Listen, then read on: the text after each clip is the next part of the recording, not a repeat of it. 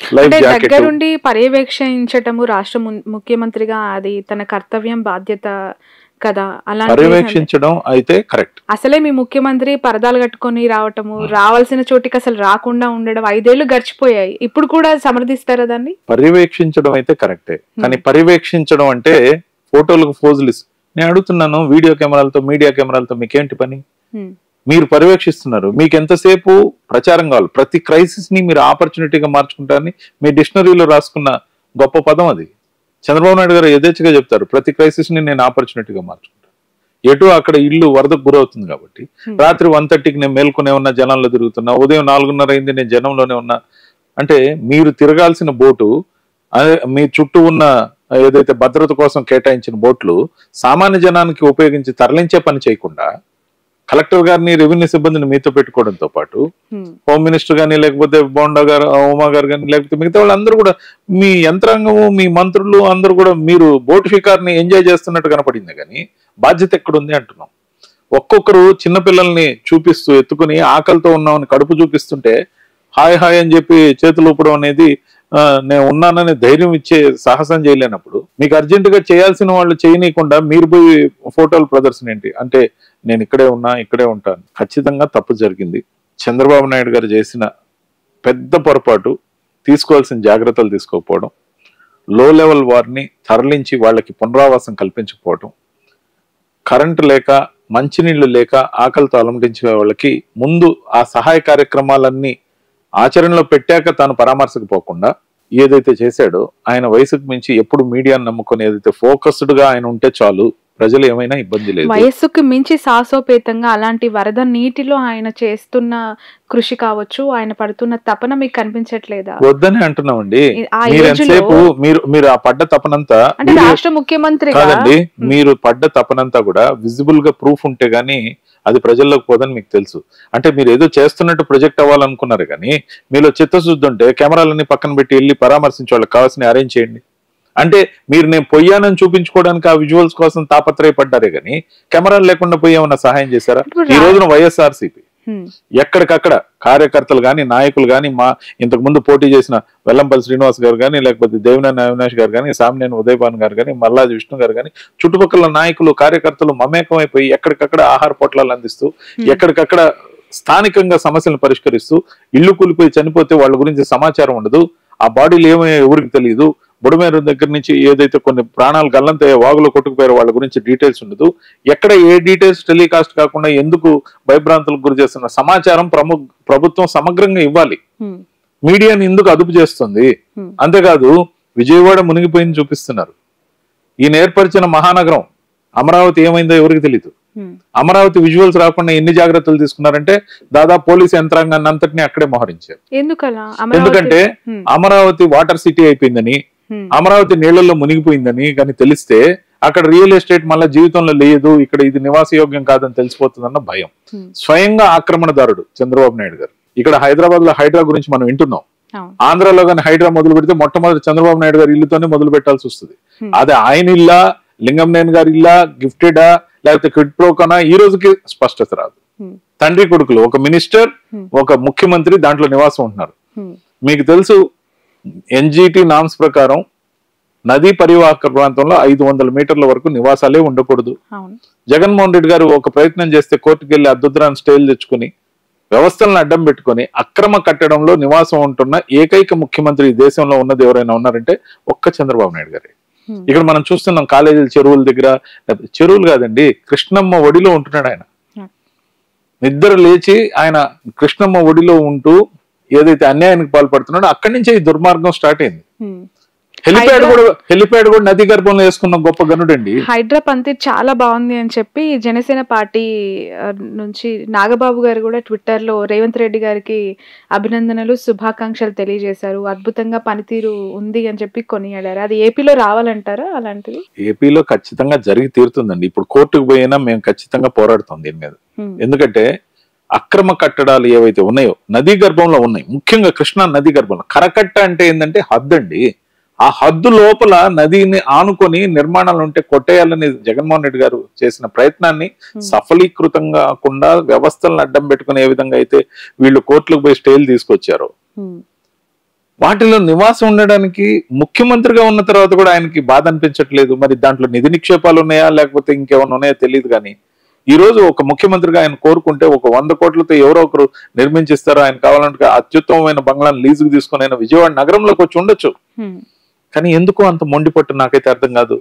ఆ నది గర్భంలోనే ఆయన నేను నివాసం ఉంటా, అడ్డంగా దబాయిస్తా. నిన్న సగం యంత్రాంగం ఆ ఇంటిని మునిగిపోకుండా కాపాడడానికి ఏదైతే చంద్రబాబు నాయుడు గారు తాపత్రయపడ్డారో దాని చుట్టూ ఇంకో కట్ట పోయటం, దాని చుట్టూ కంకర పోయటం, ఇసుక పోయటం, అవన్నీ వైసీపీ చేస్తూ ఉన్న చిల్లర రాజకీయాలు అని చిల్లర రాజకీయాలు కాదండి. చంద్రబాబు నాయుడు గారు నా ఇల్లు కూడా అందరి ఇళ్ళలాగే కొట్టుకొని పోతూ ఉన్న పరిస్థితి అని చెప్పి ఆయన నా ఇల్లు అని క్లెయిమ్ చేసిన కేవలం జగన్ కళ్ళల్లో ఆనందం చూడడం కోసం ఇలాంటి కమెంట్స్ చేస్తూ ఉంటారా రవిచంద్ర గారు? వైసీపీ అధికార ప్రతినిధులు అవ్వచ్చు, ఆ పార్టీ నాయకులు అవ్వచ్చు.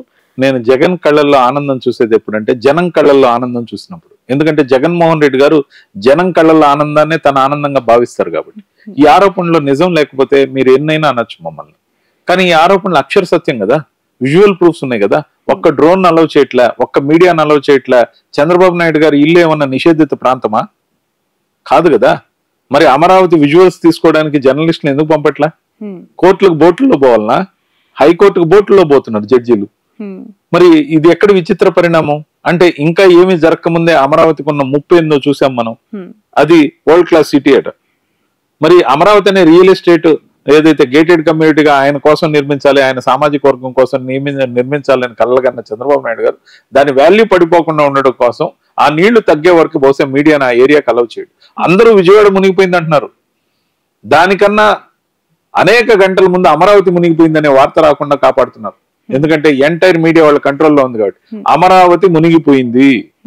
సార్, మీడియా కంట్రోల్ టీడీపీ చేతిలో ఉంది, మీడియాను కంట్రోల్ చేస్తున్నారు అద్భుతంగా అని మీరు విమర్శిస్తున్నారు. కానీ విజయవాడ కార్పొరేటర్ మీ పార్టీకి సంబంధించి, లోకల్ బాడీ లీడర్స్ అంతా కూడా మీ పార్టీకి సంబంధించిన వాళ్ళే, ఎమ్మెల్యేస్ అంతా కూడా మీ పార్టీకి సంబంధించిన సీనియర్ నాయకులు అక్కడ ఉన్నారు.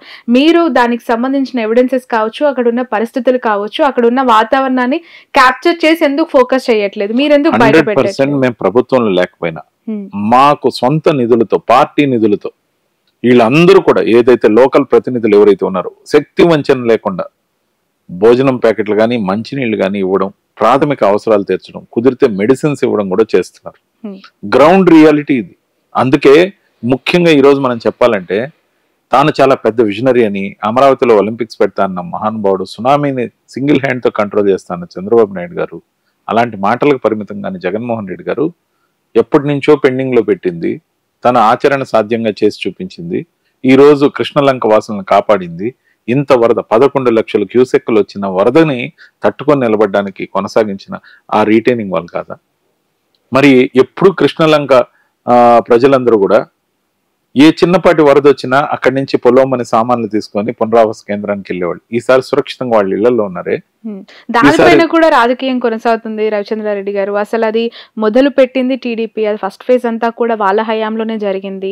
తూతూ మంత్రంగా ఏదో వచ్చి ఫినిషింగ్ టచ్ ఇచ్చేసి అది వైసీపీ తమ ఖాతాలో వేసుకొని అక్కడ ఒక వైపు వరద కొనసాగుతూ ఉంటే జగన్ వచ్చి షేక్ హ్యాండ్లు ఇవ్వడం అవసరమా, తన క్రెడిట్ ఇప్పుడు ఫోకస్ చేసుకోవటం అవసరమా అనే ఒక విమర్శ కూడా వస్తూ ఉంది.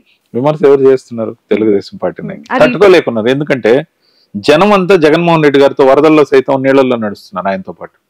ఎందుకంత సంఘీభావం? ఎందుకు ఆయన అంటే అంత ప్రేమ? నిజంగా మేలు చేసిన నాయకుడినేమో ఆ విధంగా భుజాలకు ఎత్తుకుంటారండి. నిజంగా మేలు చేయని నాయకుడేమో గెలిచానని ఆర్భాటంగా ఏదైతే బోట్ షికార్ లాహిర్ లాహిర్ అని చెప్పి పాటలు పాడుకుంటూ చందంగా తిరుగుతున్నారో ఈ ప్రదర్శన నడవదండి. ఎందుకంటే అయితే అయ్యుండొచ్చు, మొన్న వాళ్ళకి 124 ఎలా వచ్చాయో వాళ్ళకి తెలుసు. ఎందుకంటే ఒక పార్టీ కానీ ఒక విద్యార్థి కానీ, సింపుల్ ఎగ్జాంపుల్ చెప్పాలంటే, ఒక కెపాసిటీ ఉన్న విద్యార్థి, ఒక జనంలో అభిమానం ఉన్న పార్టీ ఏ విధంగా ఎదగాలంటే, అసైన్మెంట్ లో ఫెయిల్ అయ్యి, క్వార్టర్లీ ఎగ్జామ్ లో ఫెయిల్ అయ్యి, మళ్ళీ యూనిట్ టెస్ట్ లో ఫెయిల్ అయ్యి, హాఫ్ ఇయర్లీ బాయ్కాట్ చేసి నేను రాయనని కారణాలు చెప్పి, మరి యాన్యువల్ కి వచ్చేసరికి స్టేట్ ర్యాంక్ వచ్చేస్తే ఆ విద్యార్థిని ఎవరైనా నమ్ముతారా? అదే విధమైన పరిస్థితి తెలుగుదేశం పార్టీ పరిస్థితి. మొన్న ఇవన్నీ కూడా సర్పంచ్లు గాని, స్థానిక సంస్థల ప్రతినిధులు, కౌన్సిలర్లు గాని, కార్పొరేటర్లు గాని, లేకపోతే ఎంపీటీసీలు గాని, జెడ్పీటీసీలు గాని ఎక్కడైనా ఎప్పుడైనా వాళ్ళు గెలిచారా? ఇవన్నీ ఎలక్షన్స్ లో ఓడగొట్టారు కదండి. మేము 18లో మేము 14 గెలిచాం అంటే ఎవరు గెలిచారండి? 18లో 14 తక్కువనా 4 తక్కువనా కనీసం లెక్కలు రావాలి కదండి. అది కూడా లేకుండా ఓడగొట్టారు. ఇప్పుడు 18లో 14 ఎవరు ఎక్కువ గెలిచినట్టు? ఫెయిల్యూర్ కాదంటారు అధికార పార్టీ అంటే ఒక్కటి కూడా గెలవనీయకుండా చేయడానికి మేమేమన్నా ఎలక్షన్ కమిషన్ అండి? మేము ప్రజల్ని నమ్ముకున్నాం. ఎలక్షన్ కమిషన్ చేసిన దురాగతం ఈ రోజున మొత్తం ఈవీఎంలు కానీ, ఏదైతే మెమరీ కార్డులు కానీ, కంట్రోల్ యూనిట్ కానీ, బ్యాలెట్ యూనిట్ కానీ, వీవీప్యాట్లు కానీ, వీవీప్యాట్ స్లిప్పులు కానీ తగలబెట్టమని చెప్పి మెమో ఇచ్చిన ఘనత స్టేట్ ఎలక్షన్ కమిషన్ది, సెంట్రల్ ఎలక్షన్ కమిషన్. నా దగ్గర జీవో ఉంది. ఏదైతే 26వ తేదీన రిమైండర్ జీవో ఇచ్చారో ఆ కాపీ నా దగ్గర ఉంది.